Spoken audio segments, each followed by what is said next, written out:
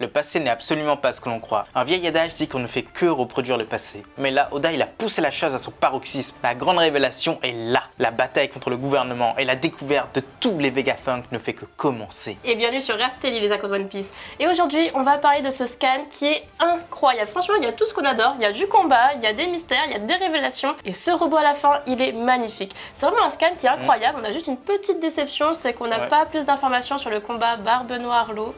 Bon, après, on peut pas tout avoir, mais en même temps, le combat Barbe-L'eau Noir, je pense qu'il va pas forcément trop avancer en chapitre. Oda va en parler par la suite de ce qui s'est passé. Peut-être on aura le droit à un petit flashback avec un petit lot bien ensanglanté, avec un Fuji-Demon peut-être volé. On attend ça, nous, personnellement. Mais là, en tout cas, le robot, le vieux robot, le lien avec le royaume antique, ça, c'est quelque chose. Et ça, c'est quelque chose qu'on attendait, mais pas dans ce chapitre, enfin, pas dans cet arc tout court. Pas dans l'immédiat, c'est vrai que ça arrivait très vite. Ouais, donc on va voir tout ça maintenant. Allez, c'est parti. Bon, cette semaine, il n'y a pas de mini-aventure, donc on n'a pas plus d'informations sur Aokiji, sur Barbe Noire, sur Pudding, mais par contre, on a des pages couleurs, et ça fait plaisir, c'est en l'honneur du film Red, et franchement, ça rend super bien. Le film Red, il sort en Amérique du Sud, Amérique du Nord, pardon, là, en ce moment, je crois que c'était hier, et c'est pour ça que le Shonen Jump a mis le paquet pour bien marteler ça.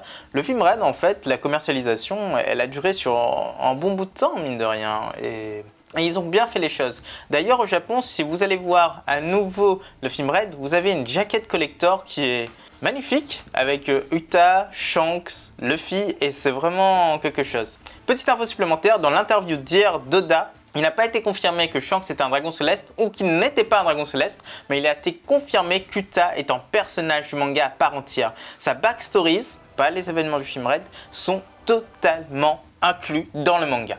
Et pour la page couleur, franchement, elle est magnifique. On a Uta au milieu, donc là avec des ailes noires, mais ça n'a aucun lien avec les Lunarian, ne vous inquiétez pas. C'est vraiment en référence avec le film, donc juste pour dire que c'est un ange déchu. Donc pour ceux qui ont vu le film, vous comprendrez.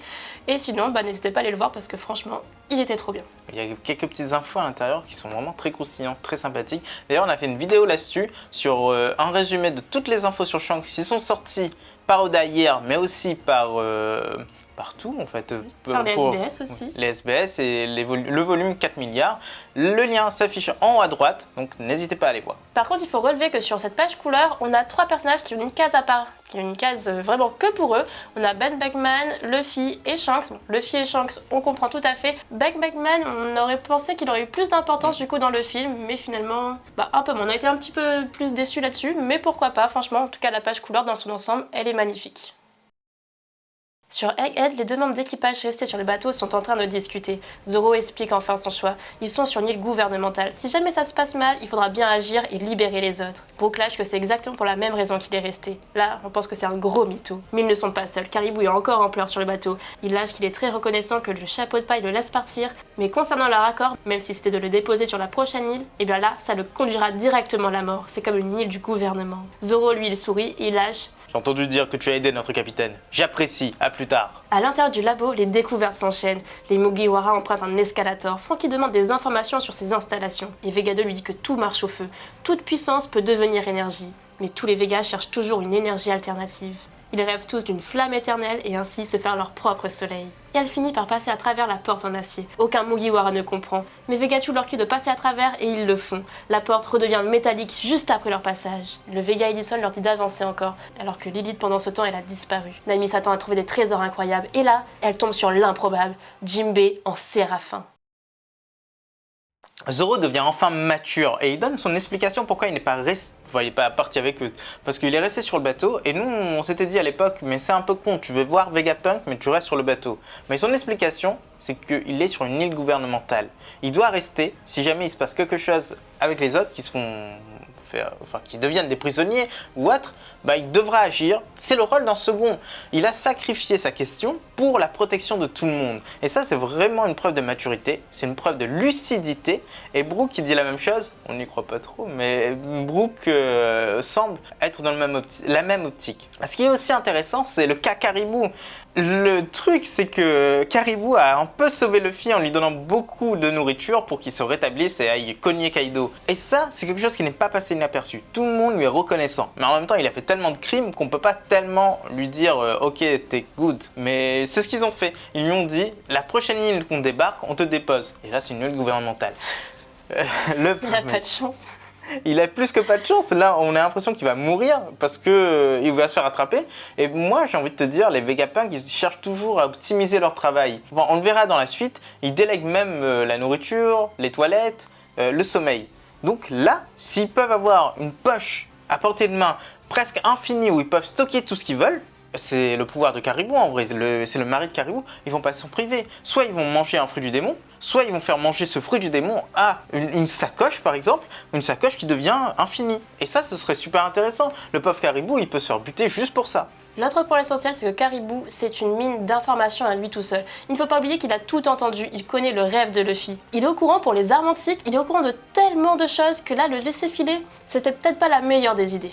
Et puis pour Franky, par contre, là, il est devenu complètement fou. Il est aux anges. Il voit des escalators, il est hyper content, alors que pourtant, il avait déjà vu plus ou moins sa technologie donc sur Baltimore. C'était peut-être pas un escalator, mais c'était plutôt un tapis roulant. Donc il connaît déjà plus ou moins, mais là, il devient complètement dingue. Oui, et cette histoire de feu avec soleil, feu éternel, ça instille quelque chose pour l'avenir. Je pense qu'Oda va introduire une notion de feu éternel. C'est peut-être quelque chose qui était présent dans le royaume antique, peut-être quelque chose qui était présent, qui était lié à Nika en fait, tout simplement. Ça augmente en fait, ça fait pas mal de choses. D'ailleurs, les Lunaria étaient considérés comme des dieux. Ils vivaient sur enfin pas sur Marie-Joie, mais sur Red Line. Et c'était des dieux du feu parce qu'ils avaient du feu dans le dos. Mais peut-être que même ils vénéraient une divinité, une flamme éternelle. Qui sait? Et la technologie qui permet de passer le métal, elle est quand même très intéressante. Ce n'est pas un hologramme, parce qu'on l'a vu, sinon Usopp, il n'aurait pas pu le toucher à la fin. Donc c'est vraiment un métal, fait que sans doute les molécules sont assez particulières, qui peuvent se dissoudre, se disperser facilement, et puis se reformer juste après. Donc on ne sait pas exactement ce que c'est, mais je pense que ça va être très intéressant pour la suite. D'ailleurs, on ne connaît qu'une seule chose dans One Piece qui peut être comme ça, et bien ce sont les Logia, tout simplement. Les Logia, il fait sa matière, et il peut facilement passer à travers, puis reformer sa matière. Donc peut-être qu'il a étudié les Logia, peut-être qu'il a compris comment ça marchait, et il a fait une porte Logia entre guillemets. Le fer, c'est une matière naturelle aussi. On adore également la petite séquence d'Ami Usopp, franchement c'est aussi pour ça qu'on adore One Piece, ces petits moments drôles, ces petits moments de détente. Mais par contre le gros choc, ça reste quand même pas Jinbei, le Séraphin. Là, il débarque et il voit qui?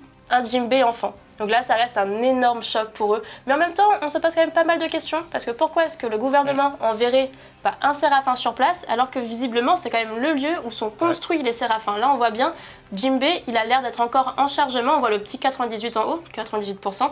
Il a l'air d'être en chargement. Pourquoi envoyer un seul Séraphin? Pourquoi envoyer le Séraphin Kuma contre tous les autres Séraphins qui seraient construits sur place?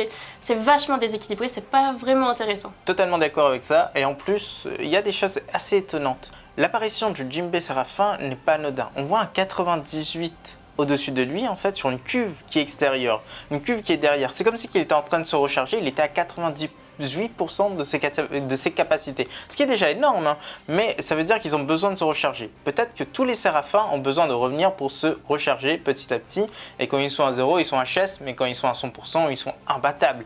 Ça peut être ça, et ça peut être le carburant, un des carburants alternatifs. Ça peut même être en fait une espèce de liquide qui contient des facteurs génétiques assez intéressants qui sont directement injectés au pacifista, à ces séraphins. C'est vraiment intéressant et on se demande où il va aller dans la science, dans la création scientifique, des choses qui n'existent pas dans notre monde, c'est sûr, c'est de l'imagination, la grosse imagination, mais qui vraiment veut dire quelque chose pour nous. En tout cas, nous, on est vraiment contents parce que là, on n'a pas besoin d'attendre 100 ans pour avoir enfin un vrai développement sur les séraphins. Oda, il aurait très bien pu faire petit à petit, teaser et puis nous faire des gros blancs. Mais non, là, il débite tout, mais très rapidement. C'est pas plus mal. En même temps, ça nous fait quand même un peu peur parce qu'on a envie que ça dure quand même un peu, mais c'est pas plus mal. Et surtout, on a l'impression que là, Vegapunk, il est super doué. Il arrive à cloner le séraphin Jinbei, mais il arrive aussi à cloner ses vêtements enfants. C'est pas mal. Il est super doué. Dans le labo, le séraphin Jinbei se lève et la flamme dans son dos s'allume. Il se prépare à combattre alors que tous sont médusés. Ils sont tous là en train de se poser des questions. Est-ce que c'est son fils? Une coïncidence? Non, Franky lance que c'est un pacifista et la chose leur tire dessus à coups de rayon. Usopp comprend tout de suite que c'est un piège. Nami veut riposter, mais son corps lui dit de ne pas attaquer d'enfant. Elle ne peut absolument pas bouger. Alors que le monstre, lui, il plonge dans le sol et il nage. Ce qui choque Franky puisqu'il connaît ce pouvoir. Le Séraphin saisit Nami au cou et il s'apprête à attaquer. Et là, on aperçoit ses yeux, cet œil en étoile. Sanji, forcément, il s'enflamme. Et devant cet affront, il attaque le Séraphin qui l'envoie valser. Robin poursuit en attaquant de ses multiples bras. Mais la chose plonge à nouveau et se saisit du liquide qui était au sol. Il se dirige droit sur l'âne Mugiwara. Usopp intervient très vite et il touche le pacifista. Mais le Séraphin sort du mur derrière lui. Et là, Sanji se précipite pour le sauver. Mais heureusement, Franky est là et il déclenche son rayon laser. Très vite, une voix prévient le Séraphin en l'appelant. S-Shark, attention! Tout ça juste avant la détonation. La séquence, elle est magnifique. Là, tous ceux qui avaient envie de voir du combat, on a du combat, on a du vrai combat du Séraphin contre l'équipage des chapeaux de paille. Ils sont pas au grand complet, mais surtout, ils dominent pas du tout. On est d'accord que le Séraphin, il est en train de mettre une bonne pâtée à tout le monde. Il y a plusieurs facteurs là-dedans. D'abord, c'est la tête de Jinbei, tout le monde le dit. Ça fait bizarre d'attaquer quelqu'un qui ressemble à Jinbei alors que c'est un allié.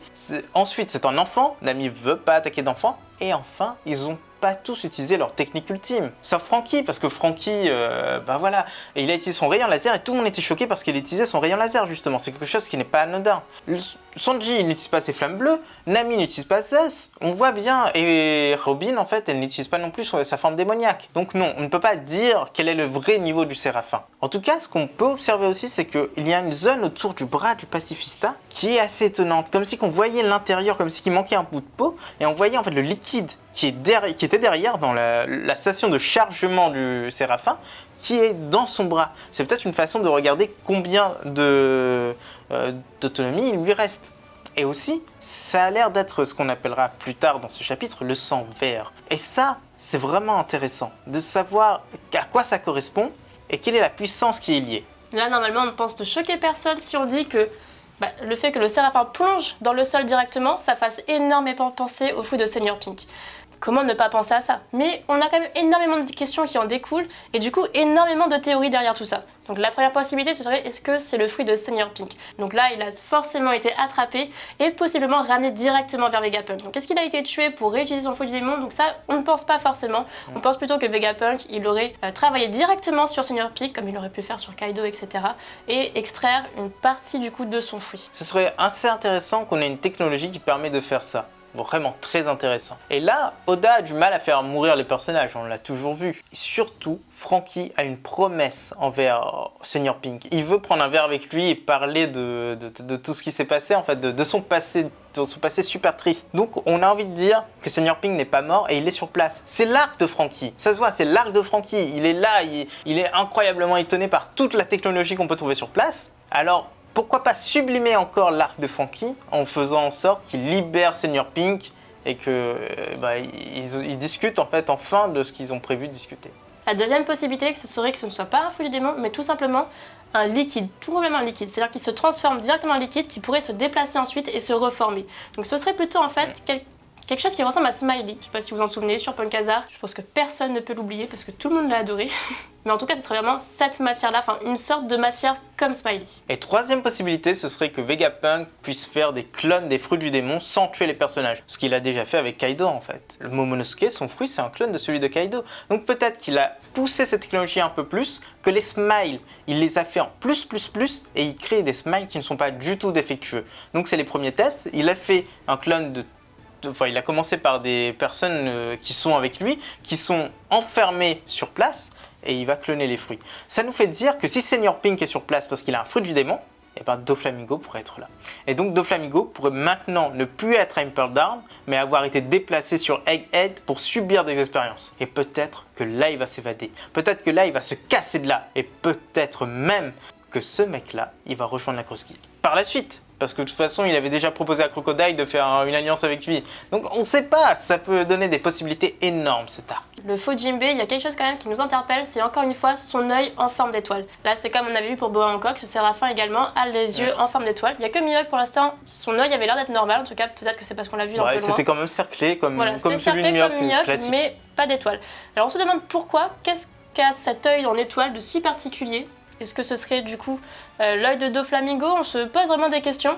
On ne sait pas, mais on attend en tout cas des réponses là-dessus. Mais par contre, il s'en est pris à Nami et là, il a fait la plus grosse erreur de sa vie. Nami, c'est vraiment la perle de l'équipage et tout le monde se précipite pour la défendre et notamment Sanji forcément parce que Nami, c'est sa Nami chérie. Donc là, il a fait vraiment la plus grosse erreur de sa vie. Dans une autre partie du labo, Edison, Vega 3, s'affole. Son Séraphin est encore enfant. Il ne l'a pas encore préparé à un test laser. Vega acquiesce en se mettant en colère, se plaignant du prix que peut coûter un Séraphin. Et ce pirate-là, eh bien il l'abîme. Il faudrait lui arracher la tête. Vega Free, surpris, trouve des idées. Il fonce les noter, laissant Pythagoras sur place, Vega Fort, pour le soin de continuer les tests. Il est heureux d'assister à un test aussi qualitatif. D'un autre côté, Vega 6, le Dr York, s'empiffe pour tout le monde. Son IMC, 600. Vega Fort lâche que ses séraphins développent en continu leur façon de se battre. Plus ils grandissent, plus leurs souvenirs du combat liés à leur matériel génétique refait surface. Et du coup, il faut sans doute accélérer leur croissance. Durant le combat, le sang vert a d'ailleurs augmenté en concentration. Et enfin, il dit qu'il a besoin d'aller aux toilettes, alors qu'il n'a absolument pas le temps. Et du coup, c'est Vega 6, le désir, qui va s'en charger pour lui. Il va le faire pour absolument tout le monde avant d'aller s'endormir. Les Vegapunks se révèlent les uns après les autres. On apprécie énormément en fait. Déjà, il y a Vega Free qui est Edison et qui trouve des idées un peu partout avec la petite lumière qui s'allume, mais en criant Eureka. C'est un mélange, mais en même temps, c'est une belle référence au vrai Edison. Nous, on apprécie réellement. Bon, c'est un robot, mine de rien. C'est un petit robot et il est plutôt sympathique, plutôt mignon, mais pas sympathique en fait, puisqu'il fait des tests assez violents. Il prévient pas les autres, il pousse les Mugiwara à attaquer en fait son Séraphin. Mais non, son Séraphin, c'est son petit bijou. Hein. Si coup de laser dessus, non merci. C'est un petit robot un peu scientifique fou, mais on l'adore, il est très mignon. Pythagoras, qui lui est totalement lié à Gambare Robocon, qui on l'avait dit en fait pendant le live réaction, et je trouve ça vraiment sympathique parce que c'est vraiment ça. Si vous l'avez jamais vu, c'est une petite émission de télé, nous on l'avait jamais vu. Hein. C'est une petite émission de télé japonaise qui est passée dans les années 70, donc dans l'enfance d'Oda tout simplement, et qui s'est arrêtée en 99. Donc c'est quelque chose de très très connu, c'est un robot qui est sur Terre, qui veut aider et ceci cela. Mais c'est exactement le design, c'est exactement ça. Vega 6, Dr York est vraiment très très intéressant. Là on le voit bien, finalement, c'est lié au désir. C'est les besoins primitifs, les besoins primaires, tout simplement, manger, dormir et déféquer. Et ça reste du coup super intéressant parce que dès qu'il y en a un qui a besoin de manger, qui a faim, et il n'a pas besoin de se déplacer, et hop, il demande à Vega 6 et c'est fait. Voilà, tout simplement. Ça reste super intéressant et super pratique. Mais par contre, du coup, ils sont interdépendants. C'est-à-dire que s'il y en a un qui meurt, et du coup, ils sont tous liés, donc c'est possible que tout le monde meure d'un coup. Surtout si c'est Vega 6, du coup les besoins primaires, enfin voilà, ou à moins qu'ils en créent un autre juste après, mais sinon c'est vrai qu'ils sont interdépendants et ça reste un peu compliqué là-dessus. Ouais, donc si le Vega original meurt, on se demande en fait si tous ne vont pas mourir également. C'est assez bizarre, mais pourquoi pas. Donc c'est pas une forme d'immortalité, mais c'est juste une forme de gain de temps. Pythagoras parle aussi du sang vert et c'est très intéressant, il donne des précisions dessus, il dit que ça véhicule aussi des souvenirs du combat et donc ça rend le Séraphin de plus en plus connaisseur en combat, juste par le fait qu'il grandisse. Mais nous, on se dit que ça va poser problème après. C'est que si un souvenir est véhiculé, tous les souvenirs pourront être liés au personnage, donc au Séraphin. Et là, peut-être qu'il va s'éveiller au souvenir de Jinbei quand il sera bien plus grand. Ça peut être intéressant, c'est à double tranchant. Ils vont pas rester des armes toute leur vie, je pense. C'est vrai que du coup ça fait très intelligence artificielle qui s'améliore en fonction de leurs échecs, mais c'est vrai qu'on ne sait pas comment ça pourrait se passer, mais si jamais même le Séraphin Kuma, dans certains de ses souvenirs, il retrouve sa fille peut-être, on ne sait jamais, peut-être est-ce qu'il pourrait retrouver ses sentiments du coup. Ça reste quand même des questions qu'on se pose. Et ça peut être aussi un tournant dans l'arc Egghead, le Séraphin Kuma qui est en train de tout détruire, et là qui voit Bonnet et qui s'immobilise en se rappelant que c'est son sang, que c'est sa fille. Et ça peut vraiment être une arme énorme sur Egghead en fait, un tournant majeur. Réfléchissez bien à ça et notez-le parce que franchement, on trouve que dans ce chapitre, il y a beaucoup de clés pour l'avenir. Sur le champ de bataille, un homme est venu tout arrêter. Shanks le roux. Vega One. Shaka est dans la place. Il se présente comme tel et semble venir en paix. Il a immobilisé les chaussures de tout le monde. Il peut les désactiver magnétiquement. Et lorsqu'il lâche qu'il est Vegapunk, Usopp lâche qu'il a oublié de prévenir qu'il était également Vegapunk. Et Franky, lui, forcément, il lui dit de la fermer. Vega One leur demande s'ils pensent que cette île, c'est celle du futur. Le fanboy répond forcément que oui. Il suffit de voir toutes ces grandes inventions. Il voudrait même faire un tour complet des lieux. Mais l'autre lui répond que c'est tout le contraire. Cette île, c'est celle du passé. De leur côté, Chopper, Bonnet, Jinbei et Luffy sont tombés sur une grande trouvaille, un géant de métal extrêmement ancien. Et tous sont là très étonnés. Comment cette chose pouvait bouger et comment une chose aussi ancienne peut avoir ce niveau de technologie. Alors que pendant ce temps, Vega One répond en parallèle, disant aux autres qu'il y avait une autre civilisation, aussi évoluée qu'Egghead en matière de technologie, une civilisation d'il y a 900 ans. Et là, c'est la fin du chapitre. Vega One apparaît enfin de plein pied et c'est une très belle introduction pour les Daft Punk. D'accord? Non mais en vrai c'est super sympa. Et Vega One c'est quelqu'un de sage. Ça se voit, il est en train d'essayer d'apaiser les tensions, mais de façon j'arrive, je mets fin à tout ça, et puis je parle, je discute parce que j'ai besoin de vous voir. Ok, pourquoi pas. Mais où ça va mener tout ça, sachant que lui il discute avec les révolutionnaires, on ne sait pas si les autres sont au courant qu'il est lié aux révolutionnaires. Est-ce que c'est que Vega One? Est-ce que c'est Vegapunk en lui-même qui est lié à ça? C'est un peu compliqué, on ne peut pas le savoir. Mais la véritable révélation ici, c'est le lien avec le royaume antique. Il l'a dit lui-même. C'est une île du passé, c'est une île qui est plus proche des royaumes antiques que, en fait, n'importe quelle île au monde. Et là, on se demande, le gouvernement mondial, ok, ils ont détruit tout ce qui était lié au royaume antique. Certes, ils ont installé leur domination, mais pourquoi avoir fait un bond dans le passé à ce point? On voit que l'ensemble du monde de One Piece n'est pas si évolué que ça, c'est assez rural en fait. Il n'y a pas de technologie qui permet en fait de vivre plus facilement et compagnie. Non, le gouvernement, il semble avoir éradiqué toute espèce de technologie qui pouvait rappeler le royaume antique, même si ça pouvait aider les populations, même si ça pouvait aider les productions, et donc demander plus d'argent pour la taxe céleste. C'est assez particulier. À quel moment tu te dis que je prends un pays, mais en fait tout ce qui peut faciliter la production d'énergie, la production d'argent, tout simplement, la collecte d'argent, eh ben je vais l'éliminer. C'est bizarre, c'est comme si le gouvernement avait une haine de cette ancienne technologie et peut-être même que ça avait apporté de très mauvaises choses, hein, qui sait. Peut-être que les armes antiques, ils étaient mauvais en soi, on ne sait pas. On ne sait pas. C'est sans doute aussi la raison pour laquelle le gouvernement veut tout simplement le buter. Parce qu'il est en train de révéler tout ce qu'ils avaient enfoui depuis des milliers et des milliers d'années. Donc là, forcément, c'est l'homme à abattre. D'ailleurs, le géant sur place, ça veut tout dire. Ça veut dire que la guerre, à l'époque, lors du siècle oublié, avait eu lieu sur le monde entier. Et même sur Egghead, qui semble être une île assez modeste, on trouve un énorme robot qui était peut-être là pour surveiller les lieux. Et il a un sabre dans le ventre. Ce sabre est énorme. On sait que le gouvernement déteste les géants et compagnie, c'est pas trop leur truc. Ça a été ajouté en fait dans la marine il n'y a pas si longtemps que ça. Donc est-ce que ça veut dire que c'est le sabre du géant lui-même? Nous on pense que oui. C'est pas parce qu'il avait un opposant aussi grand que lui. Mais les cornes, ça rappelle Kaido, ça rappelle Oz, ça rappelle les géants antiques, ça rappelle pas mal de choses. On aura des révélations là, vraiment de belles révélations. Franchement, on a hâte de voir le prochain chapitre. Alors dites-nous aussi en commentaire si vous avez des petites théories, ce que vous en pensez, n'hésitez pas. En tout cas, là, pour cet arc, on a vraiment ce côté découverte qui revient. On a vraiment l'impression qu'on est à nouveau dans le début de One Piece avec tous ces découvertes, cette aventure. C'est vraiment, ça fait du bien. On a ces petites palpitations quand on lit les scans, c'est vraiment agréable. Parce que c'est vrai que ça a été mis de côté par Oda avec le combat contre Kaido. Il fallait que Luffy devienne empereur, qu'il soit le plus fort. C'était toujours combat sur combat. Là, vraiment, ça fait du bien. On est franchement hypé par tout ça. Oui, si on réfléchit bien, je dirais que Punk Hazard c'était de la découverte au début, oui vraiment, de grosses découvertes. Dressrosa, non pas vraiment en fait. On est arrivé sur l'île et puis combat.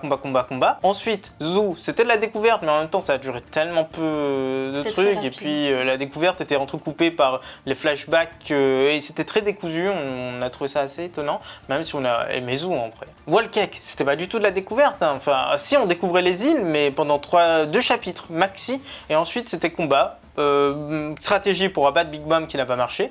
Et enfin, on a Onigashima, Wano. C'était pas du tout de la découverte. Pas du tout de la découverte. Nous, c'est ce côté qui nous manquait vraiment en fait au plus profond de nous. On adore ce côté One Piece découvert parce que c'est un monde de pirates, c'est un monde de navigation et c'est un monde qui était censé être quasiment inexploré, le nouveau monde. Mais on s'est rendu compte que c'était pas le cas. Alors que là, même si c'est un lieu qui est exploré, on découvre encore des choses. Il y a des choses qui est cachées au tréfonds de Egghead. On ne sait même pas dans l'œuf qui est au-dessus de Egghead, qu'est-ce qu'il y a? Est-ce que c'est lié en fait à quelque chose qui a éclos il y a longtemps? Est-ce que c'est l'œuf que Roger avait sur son bateau? On ne sait pas, mais c'est ça qui rend riche de tout en fait cet arc. Là, on a un peu l'impression de retourner sur Skypiea. C'est vraiment la découverte de l'inconnu avec des choses qu'on n'a jamais vues n'importe où en fait. Même les Mugiwara n'ont jamais vu ça. Et c'est ça qui rend la chose vraiment très intéressante. Et voici les petites prédictions pour le chapitre suivant. Premièrement, Shaka donne des informations sur le royaume antique, mais par contre, il n'a pas toutes les informations. Il a juste découvert ses antiquités et il a fait ses recherches de lui-même. Numéro 2, Caribou s'est infiltré et il entend tout. Il apprend encore plus de choses sur les royaumes antiques. Numéro 3, on voit juste la fin du combat Lo Barbe Noire, et Lo est complètement KO, il a perdu. Numéro 4, le Séraphin Kuma débarque avec l'aide du CP0. Et enfin, numéro 5, les Vegapunk expliquent ce que c'est que le sang vert qui coule dans les séraphins. Et voilà les Nakamas, c'est déjà la fin de cette vidéo. On espère que ça vous a plu. Et surtout, n'oubliez pas de laisser vos commentaires, votre j'aime et de partager la vidéo parce que ça nous aide énormément. A bientôt les Akos de One Piece.